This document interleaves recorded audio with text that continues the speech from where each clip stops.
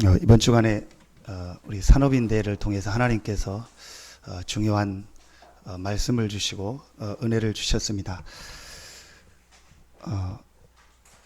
그 말씀을 받는 우리 마지막 날에 숙소에 있는데 TV를 보는데 갑자기 뉴스 속보가 나와서 또 왜 어떤 일이 있나 해서 봤더니 배가 침몰을 해서 구조하는 상황이다. 그게 나오면서 조금 있다가 보니까 그래도 다행히 뭐 우리 학생들이 수학여행 가는 배인데 다 이렇게 구조가 돼서 이렇게 괜찮다. 같이 있었던 목사님하고 얘기하면서 그래 참 다행이라고, 우리 학생들도 그렇고 다 구조됐다고 하니까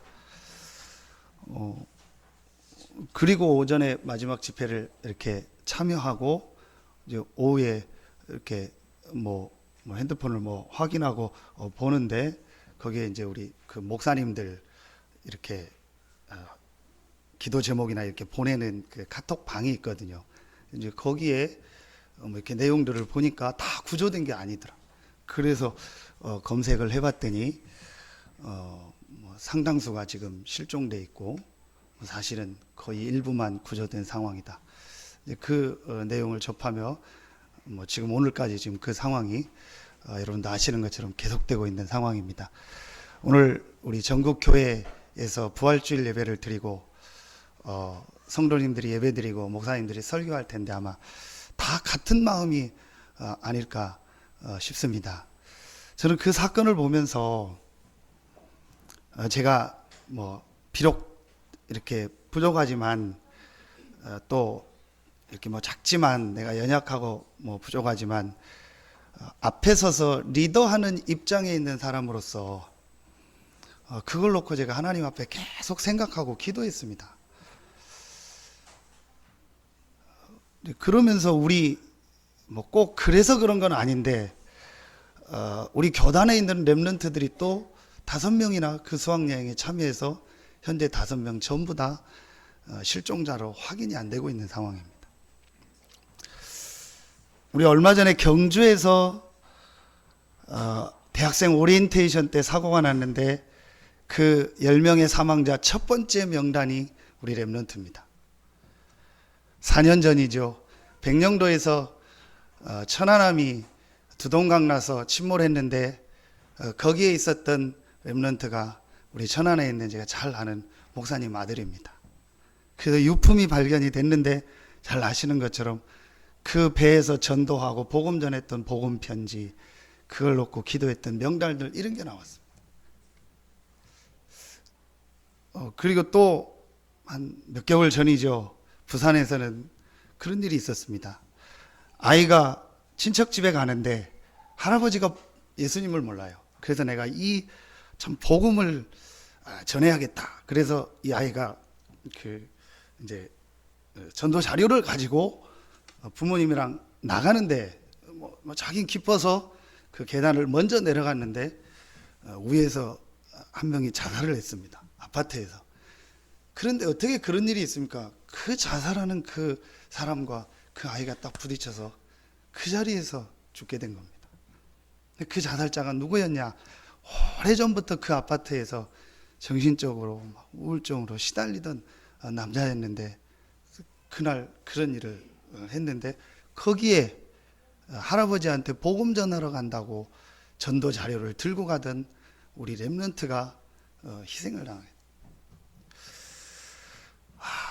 여러분도 그렇겠지만 저는 한 주간 내가 무엇을 해야 되고 어떻게 메시지를 전해야 되는가? 하나님이 몰랐단 얘기냐? 하나님이 그 상황을 몰랐고 하나님이 그 배가 가고 그런 일들이 있는데 하나님이 잠깐 업무를 쉬었다는 말이냐? 우리 렘넌트들이 없다고 해도 그런 많은 학생들이 거기 가는데 하나님이 그때 잠깐 그걸 놓쳤거나 상황을 몰랐단 말이냐? 분명히 아닌데, 분명히 하나님이 아시고 하나님이 모든 생명을 주장하시고 모든 역사를 움직이는데 이 사건이 터졌는데 과연 하나님이 무엇을 보게 하고 하나님이 무엇을 깨닫게 하는 거냐. 저는 그걸 지금 오늘 아침까지도 제가 계속 하나님 앞에 질문을 했습니다. 그러면 내가 목회자로서 정말 한국 교회가 또 목회자가 이걸 놓고 어떻게 기도해야 되며 하나님이 목사인 나에게 또 우리 교회에 한국 교회에 주시는 메시지가 도대체 뭘까? 저는 안 겪었지만 우리나라의 일제시대 또 6.25 전쟁을 통해서 큰 어려움이 있어서 많은 사람이 듣는 중에 많은 하나님을 믿는 사람들이 순교를 당했습니다. 왜 하나님이 그런 어려운 사건을 우리나라에 터뜨려서 왜 많은 사람들을 순교하게 하고 많은 교회가 어려움을 당하게 했을까? 오늘 사도행전은 로마 속국 시대입니다. 이 당시에도 너무너무 많은 사람이 순교를 당했습니다. 오늘 사도 바울을 비롯한 초대교회의 12사도와 모든 성도들은 대부분 다 순교를 당했습니다. 그것도 그냥 죽음이 아닌 다 얘기하면 너무나도 참혹할 만큼 비참하게 사형을 당했습니다. 왜 하나님이 그렇게 하셨을까? 하나님이 왜 그 일을 허락하셨고 하나님이 왜 그걸 막지 않으셨을까? 저는 그 질문을 하면서 오늘 메시지를 준비하면서 사실은 제가 뭐 메시지를 조금 이렇게 준비를 했지만 내가 정말 하나님 앞에서 성도들한테 메시지가 아닌 하나님이 나를 향해서 나에게 주시는 과연 말씀이 뭘까를 내가 붙잡고 그 부분을 나눠야겠다. 그런 생각을 하게 됐습니다. 그리고 제가 또 한 가지 생각을 해봤습니다. 혹 내 아들, 딸이 그 뱃속에 있었다면 나는 어떤 마음이고 어떤 행동을 해야 되고 어떤 기도를 해야 되고 어떻게 그 부분을 봐야 될까? 그 부분을 제가요 계속 생각했습니다. 여러분도 안타까우고 전 나라가 안타깝지만 저는 그걸 놓고 계속 생각하면서 정말 하나님이 나와 우리 교회를 향한 또 한국 교회를 향한 진짜 메시지가 뭘까? 거기에 많은 자녀들이 있는 중에 우리의 렘넌트들이 그렇게 그곳에서 어려움을 당하게 하신 하나님의 이유가 뭘까? 그걸 놓고 제가 한 주간 생각하면서 제일 먼저 좀 제 자신을 보게 되고 생각하게 됐습니다. 그러는 중에 우리 학생들이 이렇게 모여서 우리 한서대 아이들이 기도하는 그 모임에 메시지 방이 있는데 어떤 친구가 이렇게 메시지를 하나 올렸더라고요. 그래서 어떤 메시지인가 해서 봤더니 그 뱃속에 있는 우리 렘넌트의 아버지 되는 장로님이 그 사건을 접하고 쓴 기도문을 저기 올렸더라고요. 그래서 제가 그걸 보면서 좀 같이 기도하고 생각하게 됐는데 여러분한테 한번 그대로 읽어드리도록 하겠습니다. 배에 있는 아이 아버지의 기도입니다. 요나가 고기 뱃속에서 하나님의 계획을 깨닫고 회개하고 나온 것처럼 돌아와도 감사하고 그리 아니하실지라도 정민이가 하나님의 자녀로서 구원받은 것에 감사합니다. 이번 일로 통하여 하나님의 모든 백성들이 생사화복의 주권이 하나님께 있음을 항상 고백하고 우리의 생명이 영원하지 않음을 인식하고 잠시 있다가는 나그네 인생 하나님의 계획 속에서 말씀과 기도와 현장 오직 예수 그리스도 오직 복음으로 전도자의 삶을 살기를 기도합니다. 모두들 기도해 주셔서 감사합니다. 김정민 렘넌트 아버지 장로님이 쓰신 글. 참 그래 많은 사람들이 이 일 때문에 어렵고 힘든데 그 중에서도 복음을 가진 우리 장로님의 이 기도는 또 다르구나. 여러분 잘 아시는 것처럼 굉장히 성공을 한 인물이었던 미국의 변호사로 사업가로 성공했던 스패포드라는 인물이 있었습니다. 그런데 그 아들이 화재 사고로 죽었습니다. 그래서 좀 가족들을 위로해야 되겠다 해서 미국에 사는 분이 영국에 좀 여행을 가서 좀 쉬고 와야겠다는 계획을 세웠습니다. 그런데 마침 그 유명한 D.L. 무디 목사님과 전도운동을 하는 일에 본인이 헌신하기로 잡혀있는 일정이 있어서 가족들을 먼저 보냈습니다. 배를 탈 때니까 1800년대 대서양을 건너는 약 268명의 승선한 그 배에 자기 부인과 네 딸을 태워서 먼저 대서양을 건너서 영국으로 보냈습니다. 그런데 웬일입니까? 며칠 있다가 그 배가 침몰했다는 소식이에요. 그래서 268명 중에서 거의 대부분이 죽고 간신히 몇 명만 살아. 그 중에서 이 스패포드의 네 딸이 그 배와 함께 침몰해서 죽고 자기 부인만 살아서 영국으로 가요. 그 소식을 스패포드가 들은 겁니다. 어떻게 해야겠습니까? 사역을 마치고 그 다음 배를 끊어서 일단 부인을 만나야 되니까 그 다음 배를 타고 그 대서양을 건너서 지나갑니다. 실제 있었던 사실은 그때 배에서 얘기를 합니다. 한참 지났을 때 어느 지역을 지나갈 때 지금 여러분이 지나가고 있는 이 지역이 얼마 전에 사고로 200몇 명이 죽었던 바로 그 현장. 스패포드가 자기 딸 4명이 침몰해서 죽은 그 바다 위를 지나가면서 갑판에서 하나님 앞에 무릎 꿇고 기도한 겁니다. 그게 그 유명한 지금은 뭐 몇 장인지 제가 지금 잘 기억이 안 나는데 전해 성경으로 470장 내 평생에 가는 길 순탄하여 늘 잔잔한 강 같든지 큰 풍파로 어렵고 힘들든지 내 영혼은 편하다. 내 영혼은 편하다. 그 작사를 했는데 그 곡이 지금도 많은 사람한테 하나님의 은혜를 전달하는 곡으로 많은 사람을 살리고 있습니다. 저는 그래서 이 말씀을 놓고 기도하고 이런 일들을 보면서 내가 어떤 기도를 하며 어떻게 내가 하나님의 인도를 받아야 될까를 하다가 오늘 말씀을 보게 된 겁니다. 일부러 이 말씀을 제가 발췌했거나 찾아낸 것이 아니고 우리가 사도행전을 읽어나가는 중에 지난주에 사도행전 26장의 말씀을 읽고 오늘 27장을 하게. 그런데 이 27장을 읽으면서 저도 알았지만 또 충격. 바로 오늘 이 장면이 풍랑 만난 자. 풍랑을 만나서 전부 죽게 되는 그런 어려운 상황 속에 있는 현장을 오늘 접하게 된 겁니다. 제가 또 질문하게 된 겁니다. 하나님의 계획이 뭡니까? 그러는 중에 하나님 왜 이 본문을 택하게 보게 하셨고 이 본문을 설교해야 될 상황이 되게 하셨습니까?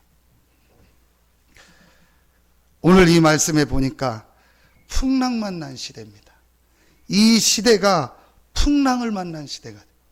그래서 27장 11절에 보니까 기도하는 바울이 얘기합니다. 지금 가면 생명과 배에 많은 손상을 입게 된다. 가지 말자. 조금 이따 가는 게 좋겠다. 그때 27장 12절에 백부장이 선장과 선주의 말을 바울의 말보다 더 믿더라. 그 배를 인솔하는 백부장이 바울의 말보다 선장, 선주의 말을 더 믿더라. 그럼 바울의 말을 안 들었다는 얘기가 아니고 하나님의 말씀을, 전도자의 말씀을, 하나님의 이 복음을, 하나님의 말씀을 듣지 않는 이 시대가 돼버린 거야.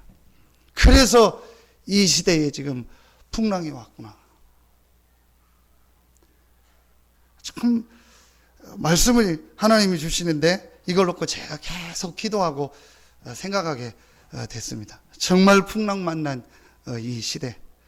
그래서 12절 13절에 보니까 12절에 가서 겨울을 지내자 하는 자가 더 많으니 우리가 여기서 있지 말고 여기를 지나서 다른 곳에 가서 겨울을 보내자. 그 의견이 더 많으니 베닉스는 그레데 항구라 한쪽은 서남을 한쪽은 서북을 향하였더라. 많은 여론이 하나님의 말씀보다는 우리가 빨리 저쪽에 가서 더 쉬는 게 좋다. 많은 여론이 그렇게 하니까 그 여론을 따라간 겁니다. 13절에 보니까 남풍이 순하게 불 때 그들이 뜻을 이룬 줄 알고, 그리고 갔는데 지금처럼 엔진이 있는 배가 아니니까 돛담배 아닙니까? 그래서 자기들이 가는 그 목적지를 향해서 바람이 불어주니까 순하게 부니까 우리가 맞다, 우리가 잘 왔다. 그들이 뜻을 이룬 줄 알고 닷을 잡고 가마 그레데 해변을 끼고 항해하더니 14절에 얼마 안 되어 섬 가운데로부터 유라굴로라는 광풍이 크게 일어나니, 얼마 안 되어 유라굴로라고 하는 그냥 바람이 아닌 광풍입니다. 그야말로 미친 바람이 일어나. 전혀 우리가 생각하지 못했던 그 선장과 선주가 예상치 못했던 미친 바람이 일어나 버려요. 그래서 결국은 이 배가 어려움을 당하고 많은 사람들이 힘든 가운데 오게 된 겁니다. 저는 이 현장을 놓고 생각하고 기도하면서 정말 지금 이 시대가 이런 시대가 됐고 그런 시대가 됐다. 그 여러 가지 상황과 과정들을 보면서 정말 이게 사단의 역사요 흑암의 역사가 아니냐. 그래서 사람들이 돈 때문에, 눈에 보이는 이익 때문에 모든 것을 어기고 그렇게 하고, 그래서 그 상황이 와버리니까 그 성자는 당황해서 또 그런 행동을 하고, 그런 마음으로 갔겠습니까? 좋은 마음으로 간 교감 선생님은 또 본인만 살았다는 것 때문에 자살할 수밖에 없고, 앞으로 이 문제 때문에요, 이게 수습되는 과정에서 여러분요, 어떤 일들이 또 일어날지 모릅니다. 저는 이걸 보면서 정말 영적인 걸 모르고 복음을 모르는 것이 이렇게 우리 후대들을 어렵게 하고 우리 후대들을 힘들게 하는구나. 여러분, 꼭 그런 건 아니겠지만 조사에서 나오지 않았습니까? 나왔습니다. 그 배를 운항했던 그 회사가, 여러분 아시는 분은 아시지 않습니까? 그 유명한 30몇 명이 집단 자살을 했던 오대양 사건의 바로 그 회사입니다. 그 회사의 회장이 그 교주였는데 81년입니까? 몇 년도에 오대양 사건으로 30몇 명이 막 집단 자살했던 이 사이비 종교단체가 있어요. 그 회사입니다. 그 아들들이 운영하는 회사가 지금 이 회사고, 그렇게 돼요. 꼭 그걸 제가 연결시키는 건 아닌데, 그 과정 속에서 많은 불법과 많은 것들을 어른들의 욕심과 그런 마음을 잡은 사단의 역사 때문에 우리의 후대들이 저렇게 되는구나. 저는 이걸 보면서 참 많은 생각을 하게 됐고, 정말 내가 무엇을 해야 되고 우리 교회가 무엇을 해야 되고 내가 어떤 삶을 살아야 되는가를 생각하게 됐습니다. 저만 이렇게 심각하고 거창하게 얘기하는 것 같은데, 여러분 정말 오늘 하나님의 말씀을 듣고 여러분이 인생의 최고의 축복의 날이 되기를 예수의 이름으로 축원합니다. 우연이 아닙니다. 하나님을 안 믿는다면 아무 제가 하는 얘기가 의미 없는 얘기고 쓸데없는 얘기일 겁니다. 그러나 분명히 하나님이 살아계시고 하나님이 생사화복을 주장하시고 하나님이 전도 선교 때문에 세계를 움직이는 것이 맞다면 오늘 이 사건과 이 문제와 오늘 하나님이 이 말씀을 보게 하신 이유를 우리는 하나님 앞에서 찾아야 됩니다. 이걸 또 그냥 넘어가면은 또 우리는 이런 미친 광풍이 오면은 또 휘말리게 되고, 결국은 그것 때문에 우리 후대들, 우리 자녀들은 또 저렇게 어려움을 당할 수밖에 없게 됩니다. 하나님의 말씀을 정말 내가 믿는다면, 정말 내가 하나님의 말씀을 하나님의 말씀으로 인정한다면, 그리고 저는 또 그런 생각을 했습니다. 하나님, 반대로 내가 저 뱃속에 들어서 죽었다면 어떻게 됩니까? 그러지 말라는 법도 없지 않습니까? 그러면은 나는 어떤 삶을 지금 살아야 됩니까? 내일 나에게 어떤 죽음이 어떻게 올지 모르는데, 그러면 나는 오늘 어떻게 살아야 됩니까? 그리고 내 자녀에게, 내 가족들에게 내가 평상시에 무엇을 남기고 가야 됩니까? 자, 그러는 중에요, 또 이상한 유언비어를 퍼뜨리는 사람들, 그거를 갖다가 또 사기를 쳐가지고요, 그걸해서 돈을 먹는다. 저는 이걸 보면서 이게 전부 사단의 역사다. 아무리 생각해도 사단의 역사다. 조금 이상하게 들릴 수도 있습니다. 저는 그 선장하고 그걸 보면서요, 저 사람들도 피해자일 수 있다. 왜냐? 저 사람들도 모르게 사단에게 잡힌 것이다. 그래서 지금 누구의 잘잘못을 욕하고 따지고 싸울 때가 아니다. 정말 이 사단의 역사로 말미암아, 이 영적인 것을 모르는 이 문제로 말미암아 이런 어려움이 오고 이런 어려움이 계속되는구나. 저는 그 생각을 했습니다. 그래서 나에게 죽음이 분명히 올 텐데 언제 어떻게 올지는 모른다. 그러나 나에게 죽음이 왔을 때, 그날에 그때에 나는 어떤 메시지를 붙잡아야 되고 어떻게 하루하루를 살아야 될까? 그리고 나는 지금 무엇 때문에 살고 있고, 무엇 때문에 교회를 섬기고 있고, 무엇 때문에 나는 즐거워하고, 무엇 때문에 나는 지금 슬퍼할까? 그러면서 제 자신을요, 제가 며칠 동안요 계속 생각하면서 제가 막 좋아합니다. 내가 무엇 때문에 이렇게 좋아하지? 내가 이렇게 안 좋습니다. 내가 뭐 때문에 안 좋지? 그걸 제가 점검해 보니까요, 전부 납니다. 전부 내 유익입니다. 전부 내 기준입니다. 성도들이 좀 많이 나오고 잘하면 좋습니다. 그런 제 모습을 보면서 내가 그게 왜 나에게 좋지? 성도들이 좀 안 나오고 힘들다, 어렵다, 형제가 힘들다, 누가 힘들다 그러면은 마음이 안 좋습니다. 내가 왜 그것 때문에 안 좋지? 그 이유를 제가 따져보니까요, 하나밖에 없어요. 내 교회니까. 내 교회니까. 교회가 잘 되고 돼야 내가 좋으니까. 교회가 안 되고 어려우면은 내가 힘드니까. 아무리 생각해도 제 속에 이유가요, 그거 하나밖에 없는 거예요. 참 그렇다. 내가 2번을 사냐, 3번을 사냐, 4번을 사냐, 1번을 사는데 내가 무엇을 따라 지금 살고, 무엇 때문에 기뻐하고, 무엇 때문에 슬퍼하고 있느냐. 전부 나 때문에 좋고, 나 때문에 슬프고, 누가 나한테 잘해주면 좋고, 누가 나한테 안 해주면 슬프고, 누가 나한테 좋은 말 해주면 좋고, 누가 나한테 안 좋은 말 하면 슬프고, 다 제가 그런 거예요. 그래서 저는 오늘 이 설교를요, 여러분한테 하려고 서지 않았습니다. 하나님이 저에게 주신 말씀입니다. 정말 내가 하나님 무엇을 위해 어떻게 살아야 됩니까? 그래서 오늘 말씀을 놓고 기도하다가 하나님이 바울에게 두려워하지 마. 바울은 이 말을 이해했습니다. 물론 하나님이 나타나서 말씀을 했기 때문에 이해했지만 바울은 이 말을 이해했습니다. 두려워하지 말라. 첫 번째로 바울이 이 말을 이해할 수 있었던 가장 중요한 이유가 있었습니다. 그럼 우리가 바울처럼 다 풍랑을 만나고 어젯밤에 하나님이 환상 중에 보여줘야 두려워하지 말아야 됩니까?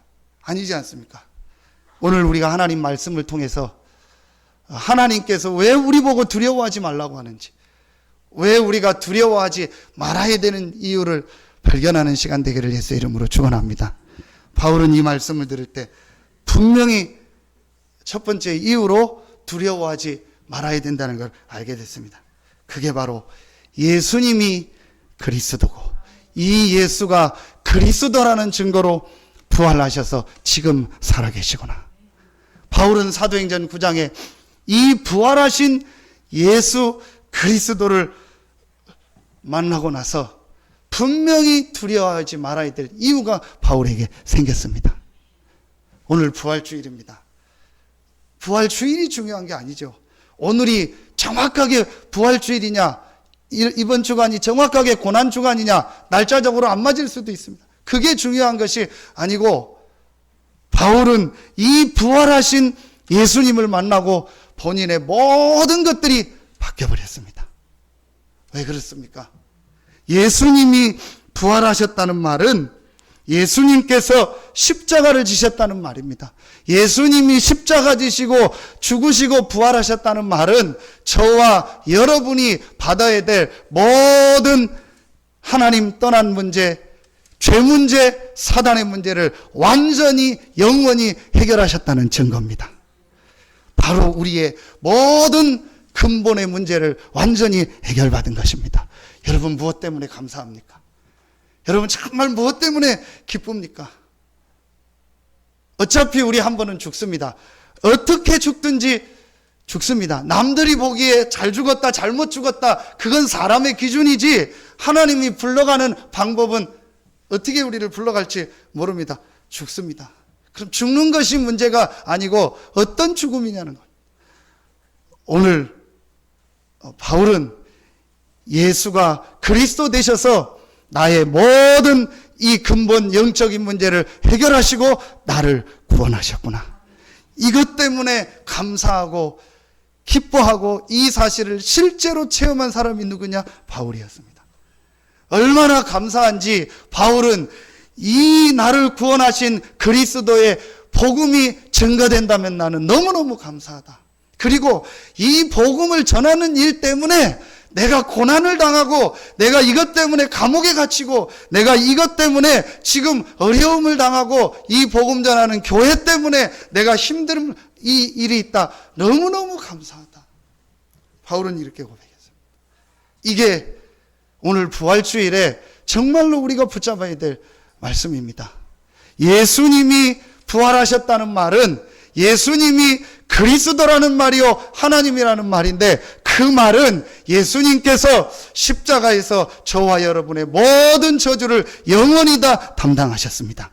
보라 세상 죄를 지고 가는 하나님의 어린 양이로다. 예수님께서 부활하셨다는 말은 사단의 권세, 지옥의 권세, 사망의 권세를 이기셨다는 말입니다. 하나님의 아들이 나타난 것은 마귀의 일을 멸하려 하심이니라. 예수님이 부활하셨다는 말은 하나님을 만날 수 없고 하나님과 함께 할 수 없는 우리에게 하나님 만나는 모든 길을 다 열어놓으신 것입니다. 내가 곧 길이요 진리요 생명이니 나로 말미암지 않고는 아버지께로 올 자가 없느니라. 왜 이 시대가 풍랑을 만났냐? 왜 그렇게 어른들의 눈이 멀을 수밖에 없었고 나의 눈이 멀 수밖에 없느냐? 이게 바로 영적인 문제예요. 사단의 문제다. 우리 렘넌트들한테 오늘 바벨탑 얘기를 했습니다. 하나님 없는 성공, 하나님 없이 잘 되고 하나님 없이 돈 벌고 하나님 없어도 성공하고 하나님 없이도 잘 사는 그게 참된 성공인 것 같고 그게 올바른 성공인 것 같고 그게 모든 거라고 가리키는 저 어른들 때문에 우리 후대들이 이렇게 실패하는 거야. 그래서 이 복음을 얘기해 줘야 된다. 흑암에 잡히면요, 사단에게 잡히면요, 아무것도 안 보입니다. 오직 내 이익밖에 안 보입니다. 오직 내 회사밖에 안 보입니다. 오직 내 돈 이거밖에 안 보입니다. 그러니까요, 그 많은 사람이 타고 오고 가는데도요, 그 구명종은 다 쇠사슬로 진짜인지 아닌지 묶어놔서 하나, 그게 다 폈으면요, 1000명을 구조할 수 있는 구명종이랍니다. 그게 물에만 1, 2m만 들어가면 자동으로 펴지는 거랍니다. 누가 땡기지 않아도. 그거는 하나만 펴지고요. 이러면서요, 모든 상황들이요, 저는 아무리 봐도 사단의 역사다. 누군가 한 명만 깨달았어도 돼. 그래서 이 복음을 얘기해 줘야 된다. 그래서 백범 김구 선생이 이번 주 기도처럼요, 경찰서 100개를 짓는 것보다 올바른 복음 전하는 교회 1개를 짓는 것이 더 낫다. 경찰서는 아무리 쳐봤자 도둑질한 사람 잡아다 가두는 일밖에 못하지만 복음 전하는 교회가 복음을 전해야 도둑질하고 살인할 수밖에 없는 그 마음의 역사는 흑암 세력을 꺾는 겁니다. 이걸 지금 교회가 모르고 저를 비롯한 모든 목회자들과 교회들이 오직 내 목회, 내 교회, 우리 교회, 내 이익, 내 집, 내 가정, 내 돈 이것만 가지고 살아가고 있습니다. 이런 안타까운 현실이 돼요. 거기에 300명이나 되는 우리의 자녀들이 갇혀버렸습니다. 거기에 천안함에서 그런 많은 청년들이 죽게. 여러분 정말 기도해야 됩니다. 지도자들에게 사단이 들어가면 어떻게 됩니까? 저 북한이요 어떤 일을 일으킬지 모릅니다. 여러분 왜 그 천안함을 공격해가지고 그 사람들을 그 마음속에요 오직 내 자리, 김일성, 김정일, 김정은 자기 자리, 그래서 자기 그거 지키는 국민들은 어떻게 죽어가든지 아이들은 몇백 명이 굶어 죽어도요 핵폭탄 만들고 미사일 쏴가지고요 오직 자기 자리만 지키겠다는요 그 생각 속에요 사단이 들어가 버린 겁니다. 그래가지고요 그런 일을 여러분 그래서 우리가요 이 복음을 전하고 이 그리스도를 말해야 되는 겁니다. 왜 하나님이 할 일 없이 예수 그리스도를 보냈고 할 일 없이 예수님을 부활시켜 아무 이유 없이 처녀의 몸에서 보내시고 성경대로 죽으시고 성경대로 부활하게 했겠습니까? 아닙니다. 아무리 우리 인생이 노력하고 준비하고 수고해도 미친 바람이 불면 해결할 수 없는 거다. 영적인 광풍이 불면 흑암이 역사하면 재앙 저주가 그 개인 가정 국가에 들어오고 지도자에게 들어가면 안 되는 거다. 그래서 예수님이 아시고 처음부터 창세기 3장에 여자의 후손을 보내서 뱀의 머리를 상하게 할 것이다. 복음을 주신 겁니다. 여러분 오늘 정말 깨닫고 이번 주간 여러분 인생 최고의 주간이 되기를 예수 이름으로 축원합니다. 누가복음 23장에 예수님이 십자가를 지고 가다가 너무 넘어지고 힘드니까 구레네 청년, 시골에서 올라온 구레네 청년을 끌어다가 그 십자가를 대신 지고 가라고 하고 예수님을 끌고 갑니다. 그때에 성경을 한번 여러분 누가복음 24장을 보십시오. 나중에 보면요 여자들이 가슴을 치며 울었다고 했어요. 그 예수님의 모습을 보고 그때 예수님이 얘기합니다. 그 가슴을 치며 우는 여자들에게 뭐라고 얘기합니까? 나를 위해서 울지 마라. 나를 위해서 울지 말고 너와 내 자녀를 위하여 울라. 왜 그랬습니까? 예수님이 앞으로 이스라엘에게 임할 재앙을 아시고 복음 놓친 이스라엘이 어떻게 처참하게 망할 건가를 아시고 너와 내 자녀를 위해서 울라.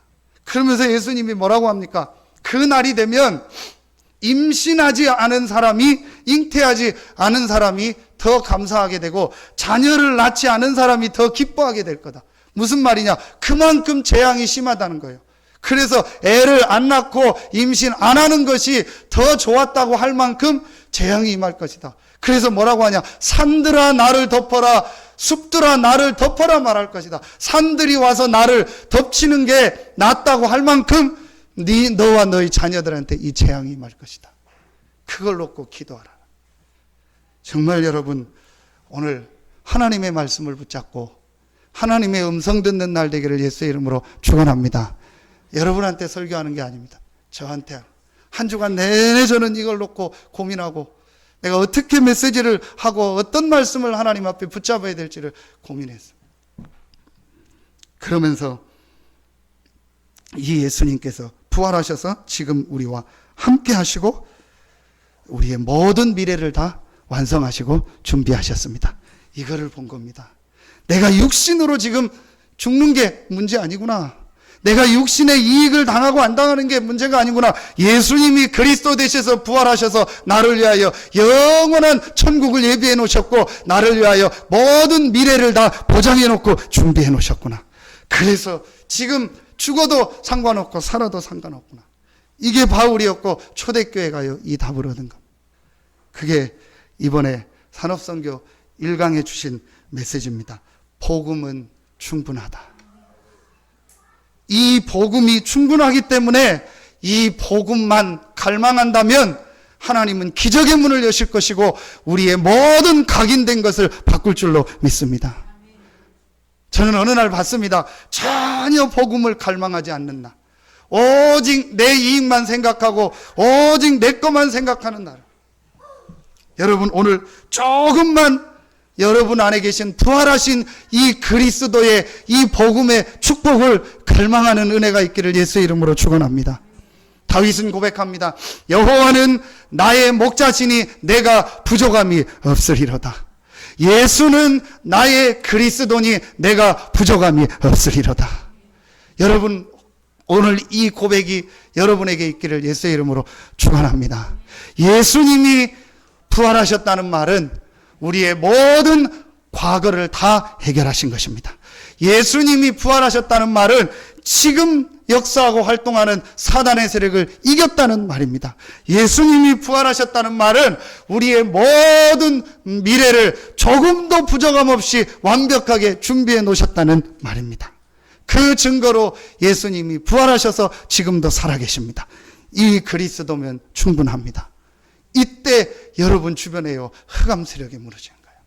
오늘 여러분과 여러분의 모든 현장에 있는 흑암이 무너지는 날 되기를 예수의 이름으로 축원합니다. 정말 여러분의 마음속에, 저의 마음속에 나는 이 그리스도면 충분합니다. 하나님이 그리스도를 보내사 십자가에서 죽으시고 부활하심으로 나의 모든 문제를 해결하셨고 지금 그분은 부활하셔서 나와 함께 하십니다. 나는 이거로 충분합니다. 이 결론을 내리는 순간부터 모든 흑암 세력은 무너질 것이고 여러분의 오랫동안 가문에 있었던 모든 각인된 것들이 뒤바뀌는 하나님의 역사가 있을 줄로 믿습니다. 두 번째입니다. 바울은 이 말을 듣고 분명한 이유를 알고 있었습니다. 부활하신 예수 그리스도의 약속을 바울이 들었습니다. 어디에서 들었습니까? 다메섹에서, 아나니아 집에서. 이 아나니아는 120명 중에 한 명이었고 감람산에 있었고 그 메시지를 받고 마가다락방에서 하나님의 역사를 봤던 인물이 누구냐? 아나니아. 그 아나니아를 통해서 그 예수님께서 40일 동안 약속하신 그 약속의 말씀, 그 약속의 가장 중요한 것이 무엇입니까? 내가 가면 내가 또 다른 보혜사를 너희에게 주사 영원토록 너희와 함께 있게 하시리라. 이 약속을 받았고 그 약속이 성취되는 현장에 있었던 아나니아가 지금도 그 약속이 성취되고 있다는 사실을 바울에게 전달한 겁니다. 여러분, 그래서 예수님께서 사도행전 1장 4절 5절에 보면 예루살렘을 떠나지 말고 내게 들은 바 아버지의 약속하신 것을 기다리라. 오직 성령이 너희에게 임하시면 너희가 권능을 받고 땅끝까지 이르러 내 증인이 되리라. 예수님께서 십자가에서 모든 저주를 해결하시고 부활하셔서 사단의 권세를 깨뜨리시고 지금도 살아계신 것만도 감사하고 나를 구원한 것만도 감사한데 그 예수님께서 우리에게 모든 세상을 살리고 세상을 이 올바로 살릴 수 있는 능력을 주시겠다고 약속하셨습니다. 여러분, 이 약속이 오늘 믿어지고 여러분에게 성취되는 축복의 날 되기를 예수의 이름으로 축원합니다. 두려워하지 말아야 될 이유, 우리가 죽음 앞에서도 흔들리지 않아야 될 분명한 이유, 예수 그리스도께서 과거, 현재, 미래 모든 문제를 다 해결하셨고 그분이 해결했다는 증거로 부활하셔서 지금 살아계시다. 이 사실을 본 바울, 그리고 이 예수님께서 약속하신 이 약속, 오직 성령이 너희에게 임하시면 너희가 권능 받고 땅끝까지 이르는 내 증인이 되리라.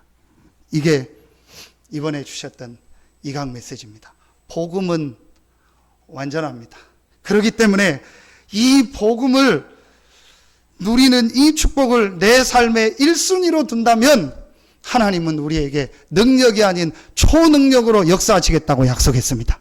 초능력은 뭡니까? 사람의 능력, 그걸 넘는 하나님의 능력으로 역사하시겠다고 약속했습니다. 바울은 이 약속을 받았고 이 약속을 누리고 있었기 때문에 오늘 어젯밤에 하나님이 두려워 말라고 할 때 그 말을 이해하게 된 겁니다. 내가 두려워하지 말아야 될 이유, 분명한.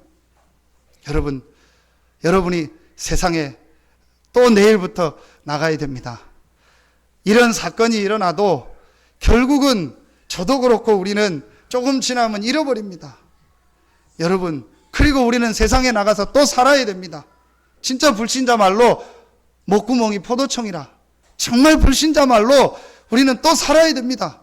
당장 돈이 필요하고 당장 직장을 가야 되고 당장 사업을 해야 내가 생활이 되니까 우리는 살아야 됩니다. 그걸 아시고 예수님께서 우리에게 약속하신 겁니다.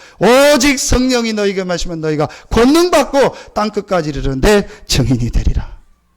여러분, 정말 여러분을 통해서 이 풍랑 만나서 영적인 저주 가운데 불신자 상태 6가지에서 죽어가는 많은 사람들한테 이 복음이 증거되는 축복이 있기를 예수의 이름으로 축원합니다.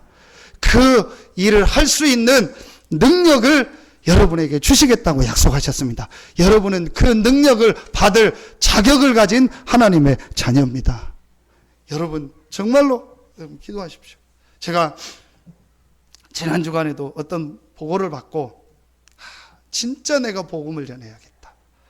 너무너무 이 복음을 못 들어서 지금 너무너무 우리 가까이에 있는 사람들이 영적으로 시달리고 고통당하는구나. 이 복음을 정말 얘기해 줘야겠다. 이 복음이 아니고는 그 문제를 해결할 수 없고. 여러분 주변에요, 이 복음을 듣지 못해서 지금도 어디로 가야 될지 몰라서 방황하고 어떻게 살아야 될지 몰라서 방황하고 고통당하는, 그야말로 오늘 말씀처럼요, 풍랑 만나서 이렇게요 고통당하는 사람 너무 많습니다. 여러분을 통해서 이 복음이 그들에게 증거되는 하나님의 역사가 시작되기를 예수의 이름으로 축원합니다. 우리는 할 수 없습니다. 그래서 예수님께서 약속하셨습니다. 오직 성령이 너에게 마시면 너희가 권능받고 땅끝까지 가서 내 증인이 되리라. 여러분, 이 약속을 붙잡은 여러분에게 하나님은 말씀대로 초능력으로 역사하실 줄로 믿습니다. 마지막 세 번째입니다.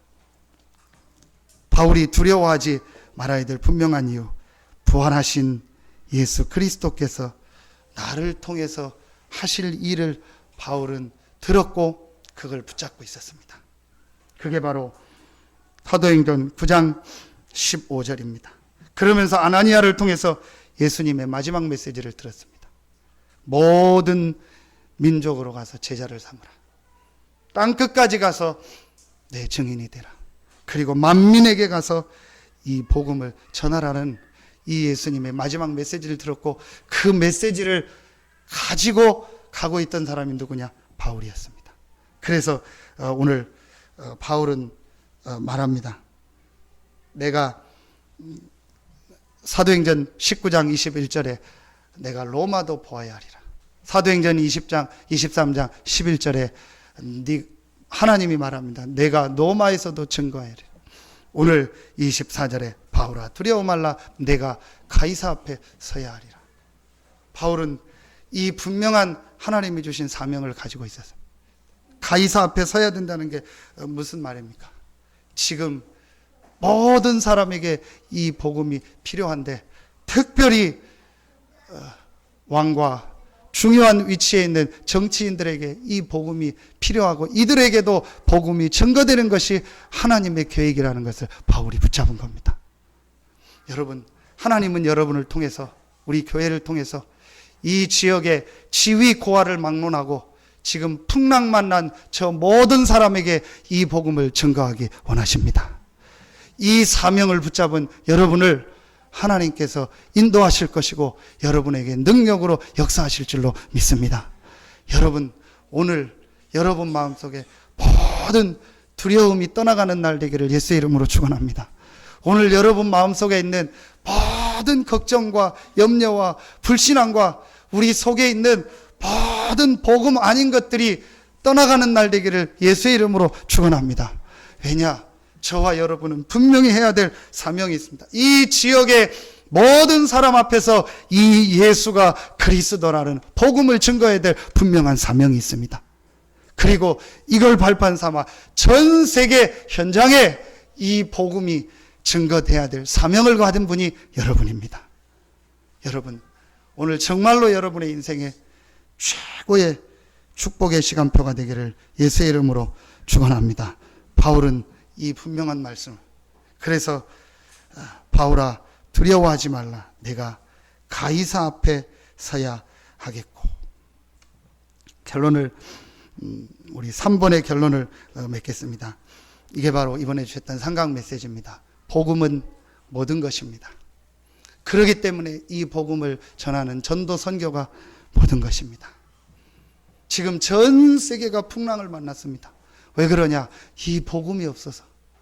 여러분 정말 영적인 눈을 떠서 지금 본다면은요, 여러분이요 지금 이 복음이 없는 이 현장을 보면은요, 여러분 사실은요 우리가 가슴이 탈 수밖에 없습니다.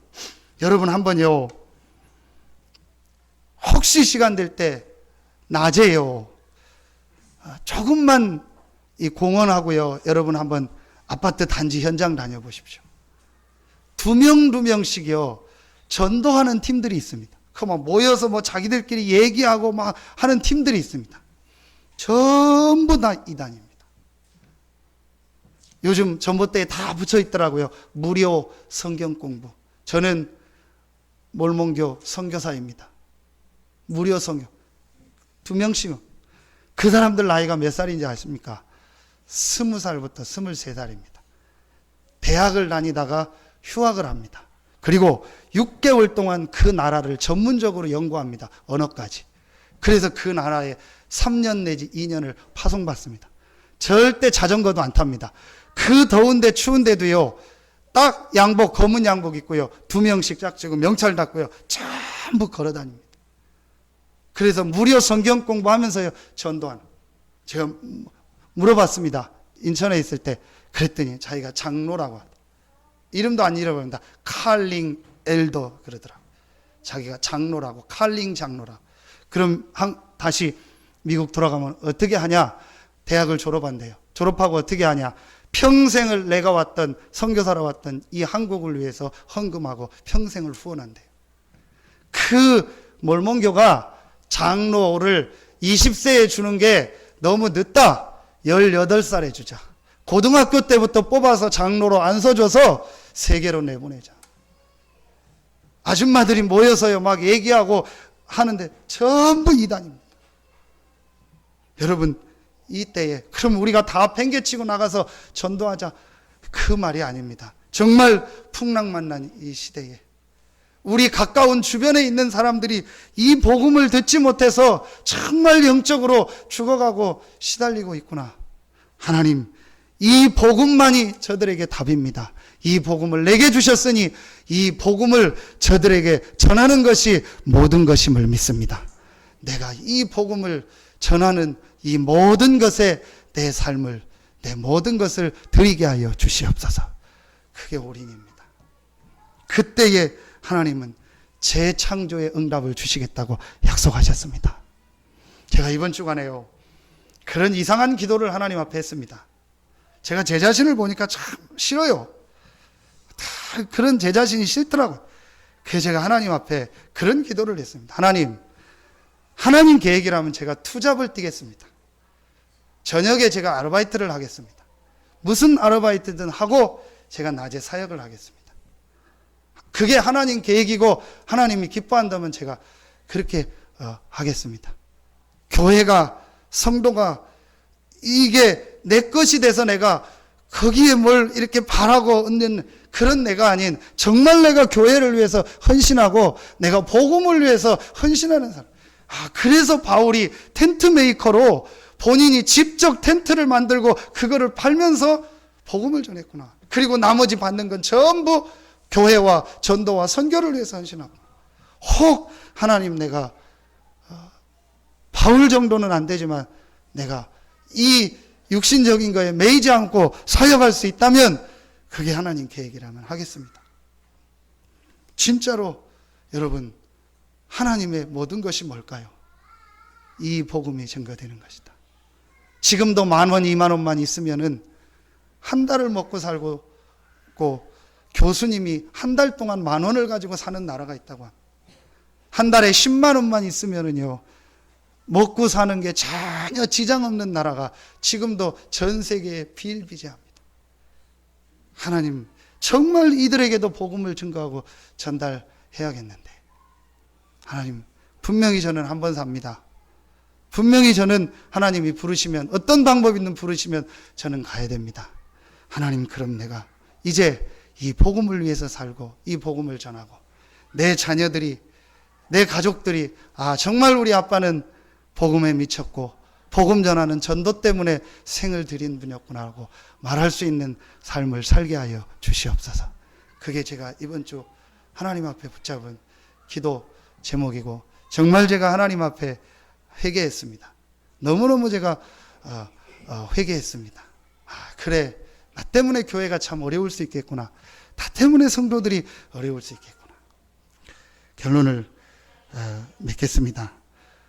여러분, 정말 하루에 한 번만요, 여러분 모든 걸 스톱하는 시간을 한번 가져보세요. 진짜 여러분 하루에 한 번만요, 복음만 탁 갈망하고요, 복음 안에서 주신 이 능력을 1순위로 받고 그 능력을 바라보고, 이 복음이 모든 것이기에 이 복음을 전하는 전도만 생각하고 올 스톱하는 시간을 여러분 하루에 10분만 가져보십시오. 여러분, 무엇 때문에 올 스톱? 어떤 사람은 신앙생활 하다가 올 스톱하는 분도 있더라고요.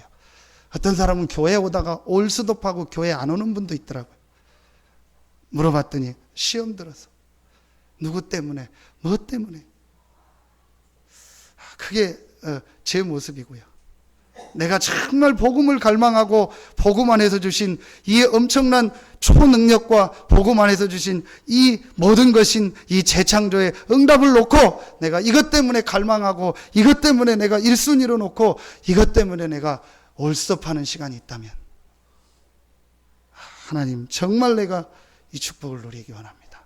그리고 혹 이 축복을 함께 누리기 원하는 성도들이 있다면 이 축복을 전달하게 하시고, 그래서 정말 우리 서산 새생명교회를 통해서 이 서태한 당진에 30만 넘는 사람들한테 이 복음이 다 증거되게 하여 주시옵소서. 더 이상 내가 육신의 것 때문에 기뻐하고 슬퍼하지 않게 하시고, 더 이상 내가 사람 때문에 기뻐하고 시험 들지 말게 하시고, 하나님, 내가 정말 이 그리스도만을 바라보고 이 그리스도의 능력과 이 그리스도를 증거하는 것이 나의 모든 것이 되게 하여 주시옵소서. 저는 이게 사단의 전략이라는 걸, 사단이 한국교회를 참 분열시켜 놨습니다. 지금 한국의 모든 유명한 교회는 싸움을 붙었습니다. 정말 여러분, 이게 누구의 전략입니까? 그리고 성도들은 전부 힘 빠지게 했고, 저를 비롯한 대부분의 목회자들은 자리와 명예와 성공과 내 교회를 키우고 내 것을 하는 여기에 매우고, 또 모든 사람은 내 유익과 내 것 때문에 묶여서 전부 교회 안에서 시험 들고 싸우고, 하나님, 내가 무엇을 해야 되고 어떻게 해야 됩니까? 이 복음을 받을 사람은 지금 너무너무 저 현장에 기다리고 있는데, 나는 늘 거기에 시험 들고 좋아하고 시험 들고 좋아하고 시험 들고 좋아하고, 하나님, 내가 언제까지 이런 삶을 살아야 됩니까? 하나님, 정말 잘 안 되지만 나만이라도 이 복음이 충분하고 이 복음은 안전하기 때문에 이 복음을 전하는 이 모든 일에 헌신하게 하여 주시옵소서. 정말 제가 이걸 이 기도 제목으로 붙잡았습니다. 여러분, 좋은 사람 있습니까? 왜 좋습니까? 싫은 사람 있습니까? 왜 싫습니까? 나에게 잘해주고 나를 이해해주면 좋고, 나에게 싫은 소리하고 나에게 안 좋은 소리 하면은 싫은 사람입니까? 하나님, 정말 우리가 이 수준을 넘게 하십시오. 정말 하나님, 내가 이 복음을 누리고 전하다가 하나님 앞에 가야 될 거 아닙니까? 하나님, 나는 왜 맨날 이렇게 살아야 됩니까? 나는 왜 맨날 이렇게 그 육신적인 거 보고 따라가고, 그거 보고 좋아하고, 그거 보고 슬퍼하고, 나는 왜 이렇게 살아야 됩니까? 하나님, 정말 나도 이 복음을 체험하고 이 복음의 능력 속에서 이 복음을 전하다가 하나님 앞에 가게 하여 주시옵소서. 정말 제가 하나님 앞에 이번 주간에 결단하고 기도한, 결단이라고 표현하니까 참 죄송한데요, 하나님 앞에 제가 붙잡은 기도 제목입니다. 하나님, 내가 진짜 이 복음을 누리고 이 복음을 전하게 하십시오. 그런데 제 마음속에 또 뭐가 있는지 아십니까?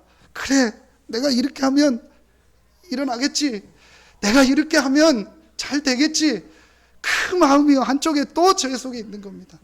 하나님, 아무 역사가 안 일어나도 복음으로 충분하고 복음 때문에 감사하고 복음만 전할 수 없겠습니까?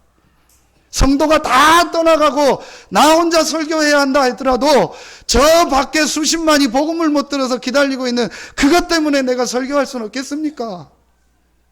하나님, 나는 왜 이래야 됩니까?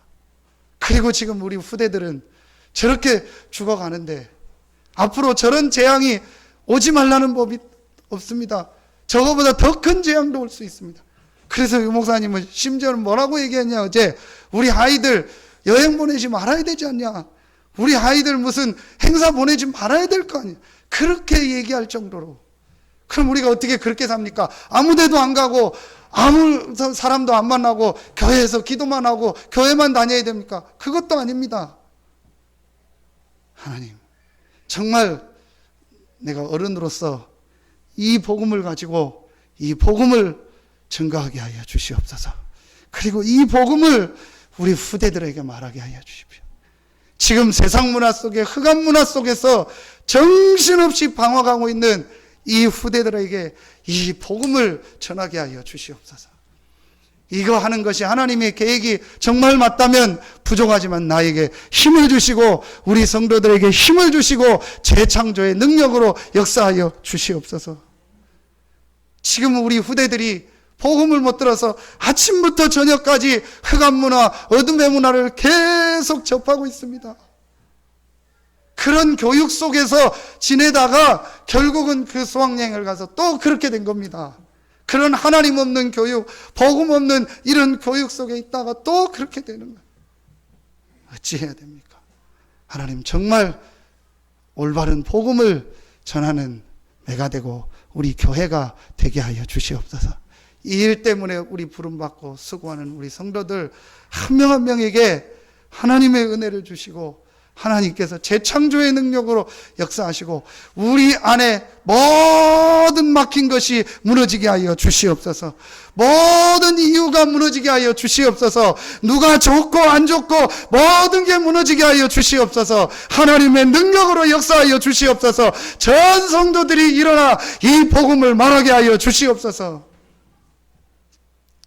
여러분, 정말 하나님의 은혜가 여러분에게 있기를 예수의 이름으로 축원합니다. 오늘 맛있는 식사가 준비됐다고. 왜 오늘 식사를 이렇게 맛있게 오랜만에 준비했는데 왜 저도 이런 설교를 해야 되는지 전혀 상관없이 맛있게 식사하시고 힘 얻으셔서 여러분 정말 현장에서 이 복음을 전하는 축복이 여러분에게 있기를 예수 이름으로 축원합니다. 저는 너무 억울하더라고요. 그 어른들도 보고 억울하고 저 사단에게 속아가지고 저렇게 어려움을 당하는 어른, 하나님, 나도 그 사람 중에 한 사람이 되지 말게 하시고 이 사단의 세력을 이기신 이 그리스도를 누리고 이 그리스도로 모든 사람을 살리고 모든 사람을 화목케 하고 나 때문에 무너진 현장이 살아나고 나 때문에 무너진 교회가 살아나고 나 때문에 모든 막혔던 것들이 열려지게 하여 주시옵소서.